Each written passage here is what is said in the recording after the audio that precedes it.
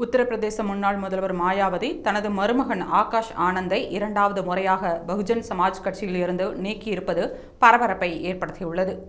மாயாவதியின் சகோதரர் ஆனந்த் குமாரின் மகன் ஆகாஷ் ஆனந்த். இவர் 2016ஆம் ஆண்டு பகுஜன் சமாஜ் கட்சியில் இணைந்தார். 2023ஆம் ஆண்டு ஆகாஷ் ஆனந்தை தனது அரசியல் வாரிசாக மாயாவதி அறிவித்தார். சென்ற மக்களவைத் தேர்தலுக்கு முன்னர் ஆகாஷ் ஆனந்திற்கு முதிர்ச்சி இல்லை என்று கூறி மாயாவதி அவரை கட்சியில் இருந்து நீக்கினார். சில நாட்களுக்கு பின்னர் கட்சியில் மீண்டும் சேர்க்கப்பட்ட ஆகாஷ் ஆனந்த் பகுஜன் சமாஜ் கட்சியின் தேசிய ஒருங்கிணைப்பாளராக பொறுப்பேற்றார். இந்நிலையில் ஆகாஷ் ஆனந்தை இரண்டாவது முறையாக கட்சியில் இருந்து நீக்கிய மாயாவதி தனது சகோதரர் ஆனந்த் குமாரை தேசிய ஒருங்கிணைப்பாளராக நியமித்துள்ளார். மேலும் இனி சாகும் வரை அரசியல் வாரிசை அறிவிக்க மாட்டேன் என்று மாயாவதி திட்டவட்டமாக கூறியுள்ளார்.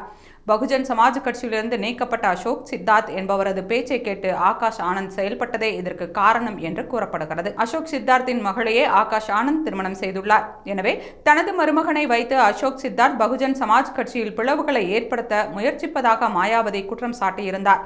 இதன் காரணமாகவே ஆகாஷ் கட்சியிலிருந்து நீக்கப்பட்டுள்ளார் என்று பகுஜன் சமாஜ் நிர்வாகிகள் கூறுகின்றனர். ஆகாஷ் ஆனந்த் இரண்டாவது முறையாக நீக்கப்பட்டிருப்பது அக்கட்சியினரிடையே சலசலப்பை ஏற்படுத்தியுள்ளது.